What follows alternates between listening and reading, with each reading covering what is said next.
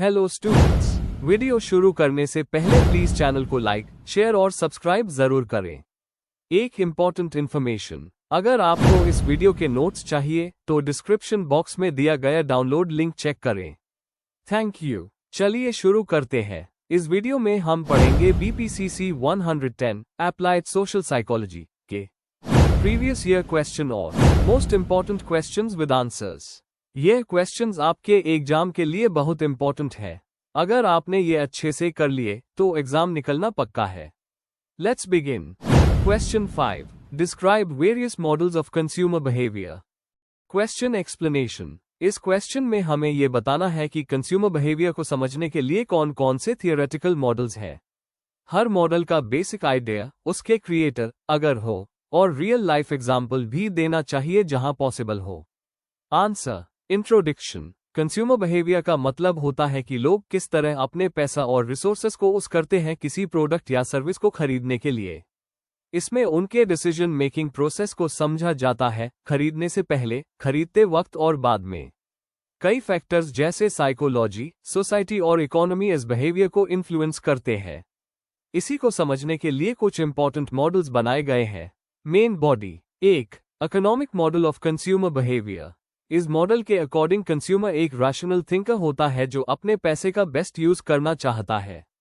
इसमें price, income और substitute products को कंसिडर किया जाता है। लिमिटेशन। यह इमोशनल या साइकोलॉजिकल इम्पैक्ट को कंसिडर नहीं करता, जो असली में काफी इंपॉर्टेंट होता है। 2. Psychological model. इस मॉडल में फ्रॉयड, मैस्लो और लर्निंग थियरीज का यूज होता है। मैस्लो के हिसाब से लोग अलग अलग नीड लेवल्स पर अलग प्रोडक्ट्स प्रेफर करते हैं, जैसे कोई सेफ्टी के लिए इंश्योरेंस लेगा तो कोई एस्टीम के लिए ब्रांडेड क्लोथ्स। यूज। मार्केटर्स इस मॉडल का यूज करते हैं इमोशनल और मोटिवेशनल एड्स बनाने में। 3. Sociological model. इस मॉडल में फैमिली, कल्चर, सोशल क्लास और फ्रेंड्स का इफेक्ट दिखाया जाता है। लोग अक्सर सोसाइटी के नॉर्म्स के अकॉर्डिंग डिसीजन लेते हैं। एग्जाम्पल, एक लड़का सिर्फ इसलिए ब्रांडेड शूज खरीदता है क्योंकि उसके फ्रेंड्स भी वही लेते हैं। 4. साइकोएनालिटिक मॉडल, फ्रॉयड का अप्रोच। सिगमंड फ्रॉयड ने ये मॉडल दिया था जिसमें कहा गया है कि हमारे अनकॉन्शियस मोटिव्स भी डिसीजंस को इन्फ्लुएंस करते हैं। कभी कभी कंज्यूमर को भी नहीं पता होता कि वो प्रोडक्ट क्यों ले रहा है। एग्जाम्पल, एक बंदा एक्सपेंसिव कार इसलिए लेता है क्योंकि उसे अंदर से सोशल स्टेटस का फील चाहिए होता है। 5. हावर्ड शेट मॉडल। ये एक डिटेल्ड मॉडल है जो साइकोलॉजिकल और सोशल दोनों एस्पेक्ट्स को इंक्लूड करता है। इसमें लर्निंग प्रोसेस, स्टिम्युलस रिस्पांस और डिसीजन का फुल साइकिल समझाया गया है। कॉम्प्लेक्स बाइंग जहां ज्यादा सोच विचार होता है, वहां ये मॉडल हेल्पफुल है। 6. Angle कोल्ला Blackwell EKB model. इसमें 5 स्टेप्स ऑफ डिसीजन मेकिंग होते हैं। प्रॉब्लम समझना, इंफॉर्मेशन ढूंढना, ऑल्टरनेटिव्स को कंपेयर करना, परचेस डिसीजन लेना, परचेस के बाद का एक्सपीरियंस। मार्केटिंग में हर स्टेज के लिए स्ट्रैटेजीज बनाने में ये मॉडल यूजफुल होता है।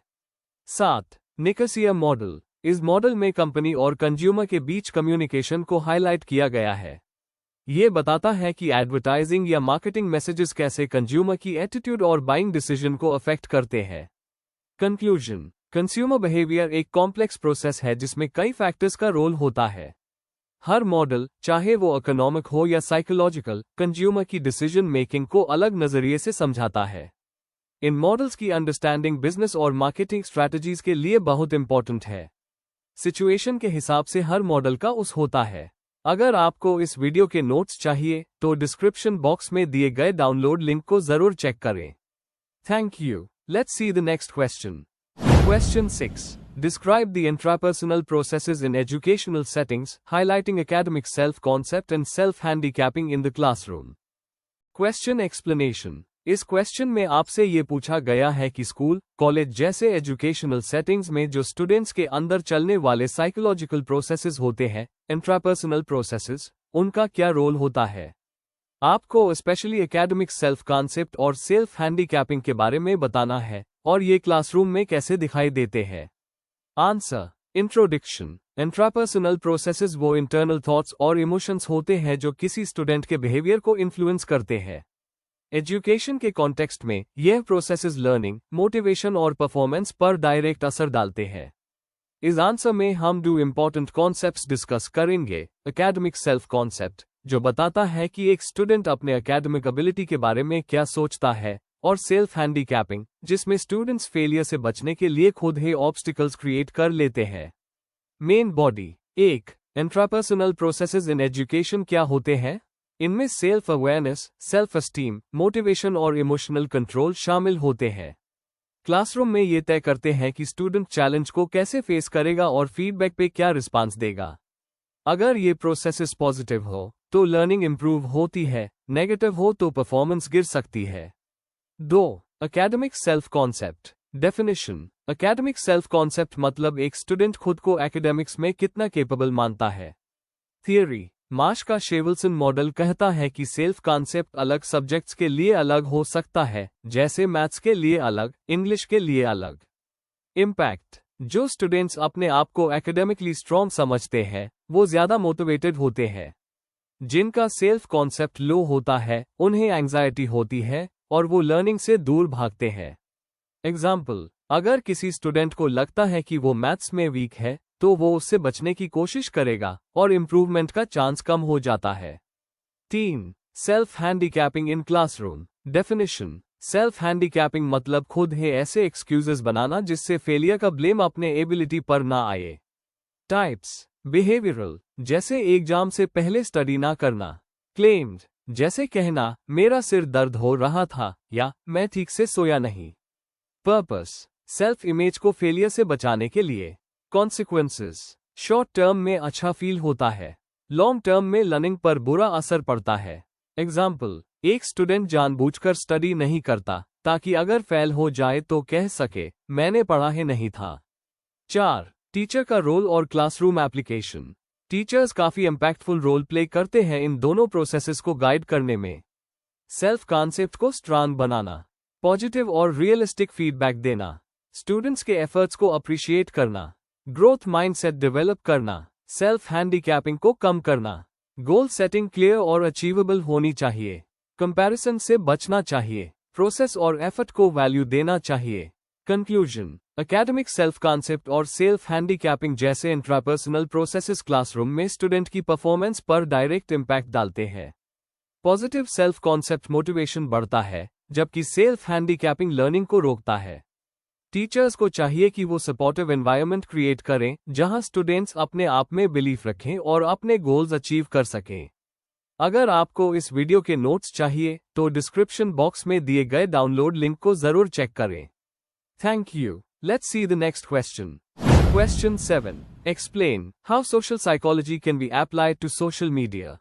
Question explanation. इस क्वेश्चन में हमें बताना है कि सोशल साइकोलॉजी के कॉन्सेप्ट्स और थियोरीज का यूज सोशल मीडिया पर कैसे होता है। हमें यह समझाना है कि लोग सोशल मीडिया पर कैसे बिहेव करते हैं और कैसे इनका बिहेवियर साइकोलॉजिकल प्रिंसिपल्स जैसे कि सोशल इन्फ्लुएंस, ग्रुप डायनामिक्स और सेल्फ प्रेजेंटेशन से अफेक्ट होता है। आंसर। इंट्रोडक्शन। सोशल साइकोलॉजी यह स्टडी करती है कि लोगों के विचार, भावनाएं और बिहेवियर दूसरे लोगों के प्रेजेंस से कैसे बदलते हैं। आज के डिजिटल एरा में सोशल मीडिया एक मेजर सोशल इंटरैक्शन का प्लेटफॉर्म बन गया है। जब हम सोशल साइकोलॉजी को सोशल मीडिया पर अप्लाई करते हैं तो हम समझते हैं कि लोग ऑनलाइन एनवायरनमेंट में कैसे सोचते और बिहेव करते हैं। इसमें थियरीज जैसे social identity theory, self presentation theory और सोशल इन्फ्लुएंस का इंपॉर्टेंट रोल है। Main body. 1. सेल्फ प्रेजेंटेशन और इंप्रेशन मैनेजमेंट। सोशल मीडिया पर लोग अपनी इमेज को केयरफुली प्रेजेंट करते हैं, जिसे गॉफमान की सेल्फ प्रेजेंटेशन थियरी कहते हैं।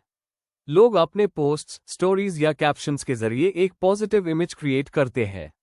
एग्जाम्पल, फिल्टर्ड फोटोज या केयरफुली लिखे कैप्शंस जो दूसरों को इम्प्रेस करें। 2. सोशल कंपैरिजन और सेल्फ एस्टीम। लोग अपने आप को दूसरों से कंपेयर करते हैं सोशल मीडिया पर। फेस्टिंजर की सोशल कंपैरिजन थियरी के अकॉर्डिंग लोग अपना सेल्फ वैल्यू दूसरों के बेसिस पर जज करते हैं। अगर दूसरों की लाइफ परफेक्ट लगे तो खुद के लिए लो सेल्फ एस्टीम फील हो सकता है। पॉजिटिव कंपैरिजन कॉन्फिडेंस बढ़ा सकता है, जबकि नेगेटिव कंपैरिजन एंजाइटी ला सकता है। 3. सोशल इन्फ्लुएंस और कन्फर्मिटी। सोशल मीडिया एक ऐसा प्लेटफॉर्म है जहां पीयर प्रेशर और इन्फ्लुएंस बहुत ज्यादा होता है। नॉर्मेटिव सोशल इन्फ्लुएंस के चलते लोग पॉपुलर ट्रेंड्स को फॉलो करते हैं सिर्फ अप्रूवल पाने के लिए। एग्जाम्पल, वायरल चैलेंजेस या सिमिलर रील्स बनाना सिर्फ इसलिए क्योंकि सब कर रहे हैं। 4. ग्रुप डायनामिक्स और ऑनलाइन कम्युनिटीज। सोशल मीडिया पर लोग ग्रुप्स में डिवाइड हो जाते हैं, हॉबीज, बिलीफ्स या आइडियोलॉजीज के बेसिस पर। ताजेफेल की सोशल आइडेंटिटी थियरी के हिसाब से लोग इन ग्रुप्स में बिलोंगिंग फील करते हैं और आउट ग्रुप्स से ऑपोजिशन। एग्जाम्पल, पॉलिटिकल या फैंडम ग्रुप्स जहां डिबेट्स या ट्रोलिंग होती है। 5. साइबरबुलिंग और अग्रेशन। जब लोग अनोनिमस होते हैं तो वो अपनी आइडेंटिटी से डिस्कनेक्टेड महसूस करते हैं, इससे कहते हैं डिइंडिविजुएशन। डिइंडिविजुएशन थियरी कहता है कि ऐसे एनवायरनमेंट में लोग यूजुअली अग्रेसिव या नेगेटिव बिहेवियर शो करते हैं। इससे साइबरबुलिंग, हेट स्पीच और ट्रोलिंग समझने में मदद मिलती है। 6. पर्सुएशन और एटीट्यूड चेंज। सोशल मीडिया का यूज पर्सुएशन के लिए भी होता है, जैसे एडवर्टाइजिंग, इन्फ्लुएंसिंग या social campaigns. Elaboration likelihood model (ELM) के थ्रू लोगों का एटीट्यूड चेंज होता है, या तो लॉजिकली या इमोशनली। इन्फ्लुएंसर्स अपनी क्रेडिबिलिटी और इमोशनल अपील का यूज करके लोगों के ओपिनियंस बदलते हैं। कंक्लूजन, सोशल मीडिया पर सोशल साइकोलॉजी के प्रिंसिपल्स क्लियरली दिखते हैं, चाहे वो सेल्फ प्रेजेंटेशन हो या ग्रुप बिहेवियर। लोगों का बिहेवियर काफी हद तक साइकोलॉजिकल फैक्टर्स से इन्फ्लुएंस होता है। अगर हम इन प्रिंसिपल्स को समझें तो हम सोशल मीडिया का यूज और रिस्पॉन्सिबली कर सकते हैं। यह रिसर्चर्स को भी हेल्प करता है बेटर प्लेटफॉर्म्स डिजाइन करने में। अगर आपको इस वीडियो के नोट्स चाहिए तो डिस्क्रिप्शन बॉक्स में दिए गए डाउनलोड लिंक को जरूर चेक करें। Thank you. Let's see the next question. Question 8. Describe social structure in mental health, highlighting social stigma in mental health. Question explanation. इस क्वेश्चन में आपसे पूछा गया है कि सामाजिक संरचना जैसे कि caste, class, gender, etc. Mental health को कैसे अफेक्ट करती है। साथ ही आपको सोशल स्टिग्मा यानी कि मेंटल इलनेस के प्रति समाज के नेगेटिव सोच और भेदभाव के बारे में भी एक्सप्लेन करना है। आपको डेफिनेशंस, एग्जाम्पल्स और दोनों कॉन्सेप्ट्स के कनेक्शन को क्लियरली बताना है। आंसर। इंट्रोडक्शन। सोशल स्ट्रक्चर का मतलब है वो सोशल सिस्टम्स और रिलेशनशिप्स जो समाज को शेप करते हैं। मेंटल हेल्थ एक ऐसी स्थिति है जहां व्यक्ति इमोशनली और मेंटली फिट होता है। जब किसी व्यक्ति को मेंटल इलनेस होती है और समाज उसके साथ भेदभाव करता है, उस हम स्टिग्मा कहते हैं। इस आंसर में हम देखेंगे कि कैसे सामाजिक संरचना मेंटल हेल्थ पर असर डालती है और स्टिग्मा का क्या रोल होता है। Main body. 1. सामाजिक संरचना और उसके तत्व। सोशल स्ट्रक्चर में caste, class, gender, age, religion और फैमिली जैसे एलिमेंट्स आते हैं। ये फैक्टर्स डिसाइड करते हैं कि किसी व्यक्ति को एजुकेशन, हेल्थ केयर और सपोर्ट कितना मिलेगा। एग्जाम्पल के लिए, जो लोग गरीबी में रहते हैं उन्हें ज्यादा स्ट्रेस होता है, जिससे मेंटल इलनेस का रिस्क बढ़ जाता है। 2. मेंटल हेल्थ पर सोशल स्ट्रक्चर का असर। कास्ट और क्लास, जैसे कि दलित कम्युनिटी को अक्सर डिस्क्रिमिनेशन फेस करना पड़ता है, जो उनकी मेंटल हेल्थ को अफेक्ट करता है। जेंडर, महिलाएं कई बार जेंडर बेस्ड वायलेंस और सामाजिक रिस्ट्रिक्शंस का सामना करती हैं, जिससे डिप्रेशन या PTSD हो सकता है। अर्बनाइजेशन और माइग्रेशन, गांव से शहर आए लोग आइसोलेशन और कल्चरल प्रॉब्लम्स का सामना करते हैं, जिससे उनका मेंटल हेल्थ गिर सकता है। 3. सोशल स्टिग्मा और मेंटल हेल्थ का कनेक्शन।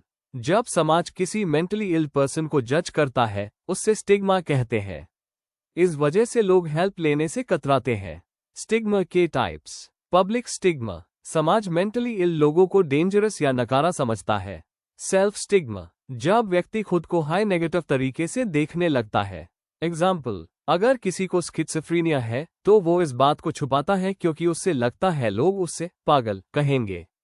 4. स्टिग्मा कम करने के तरीके। अवेयरनेस कैंपेन्स मेंटल इलनेस के मिथ्स को तोड़ते हैं। स्कूल और ऑफिसेज में मेंटल हेल्थ एजुकेशन से एम्पैथी बढ़ती है। सरकारी पॉलिसीज जैसे mental health care act 2017 mental health rights को प्रोटेक्ट करती है और भेदभाव कम करती है। कंक्लूजन, मेंटल हेल्थ पर सोशल स्ट्रक्चर का बड़ा असर पड़ता है। जब लोग कास्ट, क्लास या जेंडर के बेसिस पर डिस्क्रिमिनेशन फेस करते हैं, तो उनकी मेंटल हेल्थ खराब होती है। स्टिग्मा इस प्रॉब्लम को और बढ़ा देता है। इसलिए जरूरी है कि हम अवेयरनेस बढ़ाएं और एक इंक्लूसिव एनवायरनमेंट बनाएं जहां हर किसी को मेंटल हेल्थ सपोर्ट मिल सके। Before we end, please like, share and subscribe the channel for more such study materials and one important information अगर आपको notes चाहिए तो description box में download link दिया हुआ है जरूर चेक करें। Thank you।